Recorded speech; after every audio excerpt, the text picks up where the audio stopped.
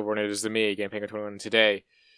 Well, looks like it's time to talk about some PlayStation 5 fanboys capping over a game that wasn't even originally theirs.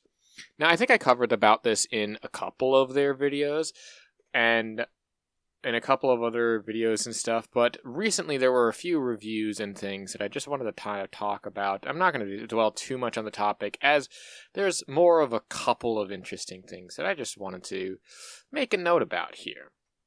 Now, one of, if not the biggest things here is, well, obviously, with the release of HIFI Rush onto the PlayStation, I should say, not the PC, is that a lot of the people who originally touted Hi-Fi Rush as being absolutely garbage on, well, Xbox are now completely flipping the script and saying that it's actually better and the best version on, well, PlayStation.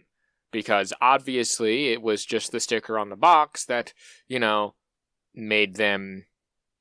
it better or worse and stuff. So, goes to show you how well and truly doubtful these can be. I had another clip that I was going to talk about, but I think I'm going to save that for its own video because it's Reforged Gaming, and I tend to also talk about Reforged Gaming a very big amount here. So let's do this. Starting off with a Dante O'Canal.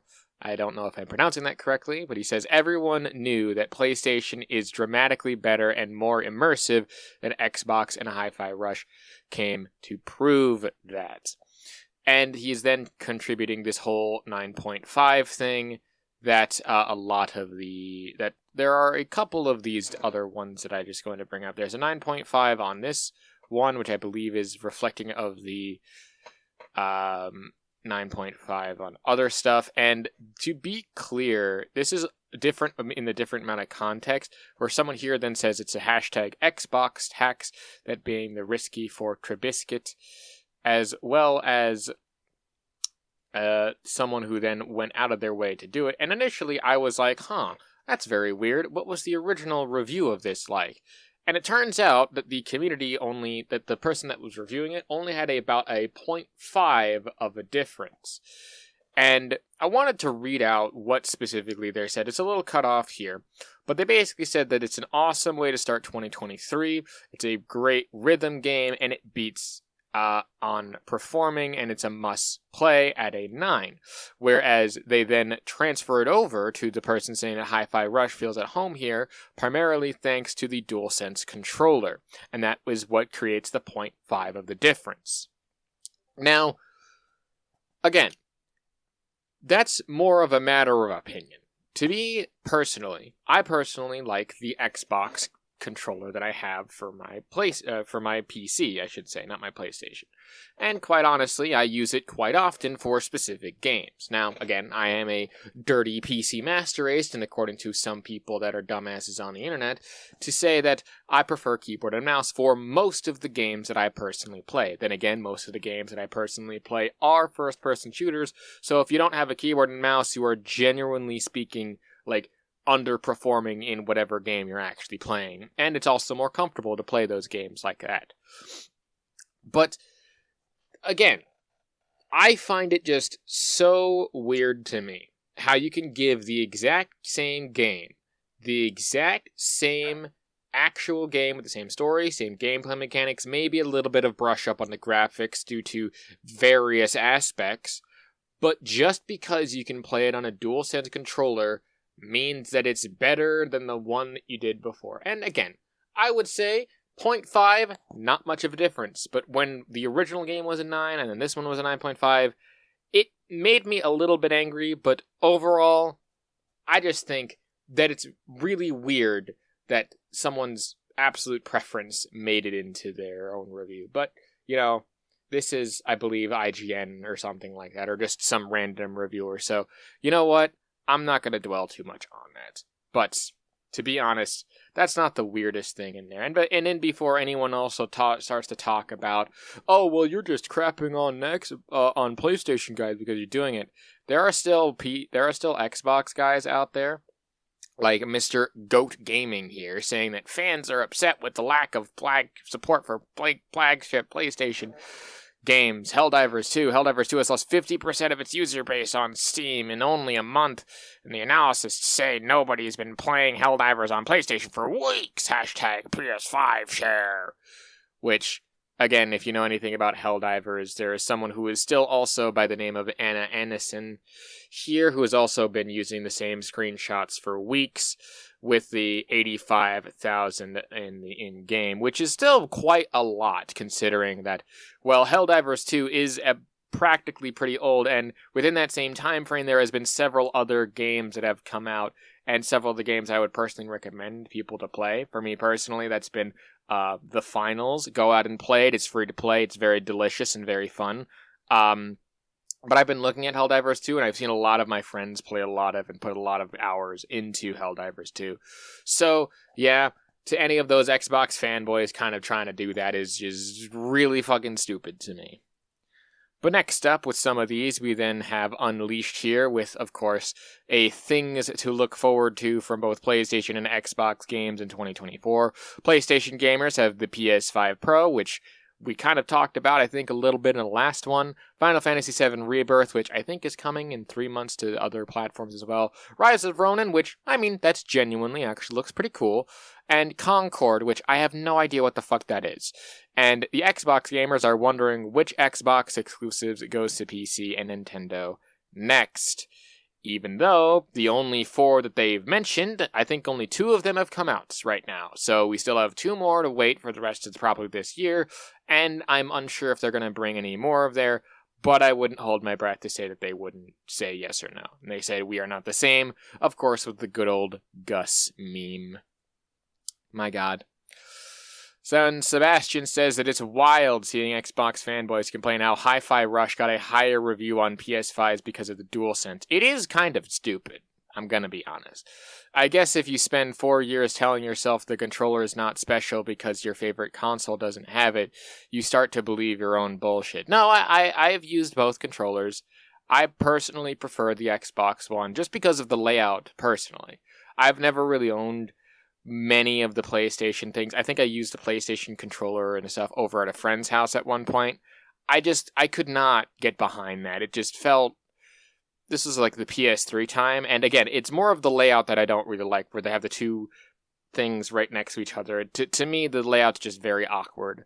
But again, that's just down to my own personal preferences. And I can understand, if it's still got the same score or roundabout, that means that it's still fine. It's the same thing like with God of War and God of War Ragnarok. The fact that it got the same score is not the problem, but the fact that, you know, it got the same score plus a 0.5 because of a controller difference is very weird, because the controller of the DualSense also exists on the PC, so we had that over on our end, so, you know. And then, of course, we have Japan Hates Xbox saying that he called it. Hi-Fi Rush is getting a something physical version for Japanese market, only for PS5, no Xbox. Buddy, I don't even want to talk about you anymore, but you keep just being the worst type of human, so it's really stupid.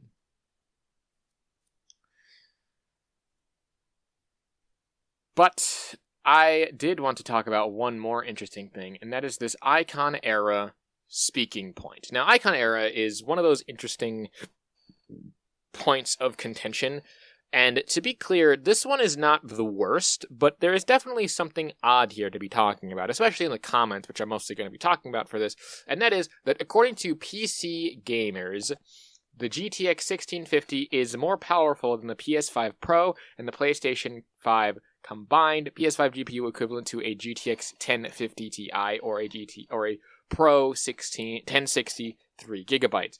Now, unsure as to the validity of this, because we'll get into that in a second, but it does link to an interesting Icon Era, I believe, chat room where this kind of debate sort of happened. Now, as the PlayStation 5 an exciting new piece of technology,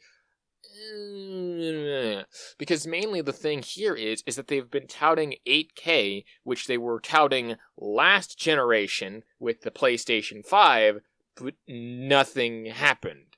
even some of the games that were on PlayStation 5 struggled to reach 60 FPS with the stuff and things that were put into there. Also, what's interesting is a lot of those same games that could not exist, quote-unquote, without the amazingness that is the SSD that's going to cure cancer on the PlayStation 5 in accordance to a lot of memes and stuff, a lot of those games now exist on the PC. So, Anyway, but going into the comments was really funny on this one, starting off with the good old Harry T, with an I love when all those PCMR wankers act like they own a double 4090 and all they actually got is a 1650 or a 2060. Just look at the Steam hardware survey. You do know that the Steam hardware survey doesn't capture, like, everything on the market right now, and it also doesn't capture, like, everyone using it. It just captures what's on Steam and who's using Steam, and it's also random, and it's also, like, not everyone always takes the survey. Some people skip it, so, like, it's a subset of a subset of a subset, so you are going to see different kinds of numbers there. So, I mean, it's not that big of an own, but it's a good general idea and can be used as a point. But if you do like a non-biased one where you can get some more general widespread stuff and look at all of the PCs, that would tell a slightly different story, maybe. Someone here then quotes out saying, according to PC Gamer, with the gif of someone being shut out, which I'm not sure if that's supposed to be an own or if that's just supposed to be them being upset about the thing. I don't know, it looks very awkward for my situation. This one was the most interesting, and this one was Spider Punk and he has a Japanese flag and is there with a PS4 Revolution, where he says that Windows PC gaming is one of the biggest money scams in gaming, with an alert scam minion meme gif. Now, I would like to say that that's supposed to be satire and that's supposed to be rage bait and stuff, but given that he retweets people like Unleash and everything like that, I am hard-pressed up to say that that's the truth, that he is, just doing this for the lulz and for the engagement bait. But unsure. But to be clear on this, and to be more transparent, PC gaming is definitely not one of the biggest money scams in gaming. Absolutely not. Some people would argue that it's consoles because you have to keep paying into a subscription service once you've brought the actual product in order to use the product online on its services. And that to some people can be justified, but overall, you're paying a lot more for the PC, and that's definitely true, but over time, there is going to be a lot more benefits that you will see to paying that bigger upfront cost, so it's more of a cost-benefit analysis that you kind of have to do between, do you want to just play games, or do you want to do more than just play games and, have a piece of technology that will last more than, say, 10, 15 years, or, even then, I don't think that that's true. That's something. Okay. Next up, we've got a full multi-fill with a screenshot tweet of someone saying, I think I'll skip the PS5 Pro. I'll build a slightly more powerful PC for $3,000 and sit waiting 2 years for PlayStation games. Which, I mean, go right ahead and do that. No one's really stopping you. I definitely won't stop you. And yeah, I mean, waiting 2 to 3 years for PlayStation games that come complete with all of the DLC and all of the bug fixes and stuff that you can possibly imagine, for the most part, when you port them over, when done by the correct studio, which I believe is Nixie's, and not done by Iron Planet Studio, I think was the other one.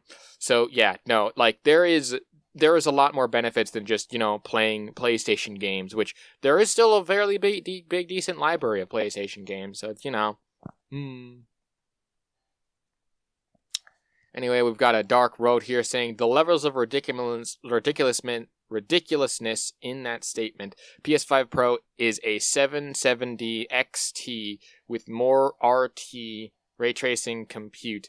Now, what Sony has done in terms of custom tech and their own API could make the PS5 Pro more powerful than the specs say, but that will all depend on the developer, not Sony. I don't think so. I think that more comes down to the fact that utilization of the technology is different than actually making it so that way the computer of the technology can compute properly. If you put the artificial restrictions on it, you can have some of the most powerful stuff in the world, but, like, it's gonna still suck, because at the same time, there is no way around fixing a lot of the issues that you would have when it comes to PlayStation or Xbox, because you don't have the option to do so, in terms of actually fixing, like, bugs and glitches and, well, mainly, more of bugs and graphical glitches. This is what I'm specifically saying, like, if your frame rate is stuttering and stuff like that, which isn't necessarily a bug, but can be caused by your bugs and stuff installing weirdly, so, like, that can happen. It happens more on the PC, obviously, but at the same time, I'm fairly certain it can happen on the console as well.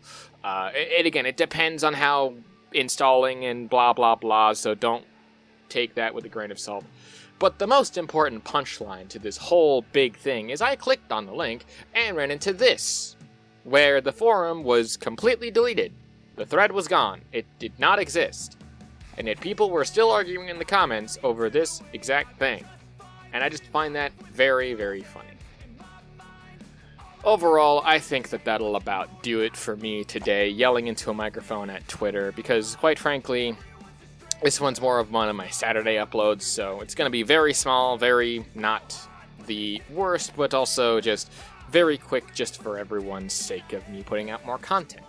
Now, obviously, if you like what it is that I do and want to support me in any other way, shape, or form, links down to everything in the description below. I do appreciate a like and subscribe. Again, I am looking to hit 1K subscribers. I'm going to talk your ear off about it until the end of the time, and I get it. But I still do love and appreciate your viewership. It is always enough. And if you want to catch me on Twitch, playing some music for you guys, usually check me out on the weekends, but again, just go and follow me over on the Twitch, twitch.tv/GamePenguin21. I do love and appreciate all of you. Thank you very, very much for watching. Again, my name is GamePenguin21, and a peace off.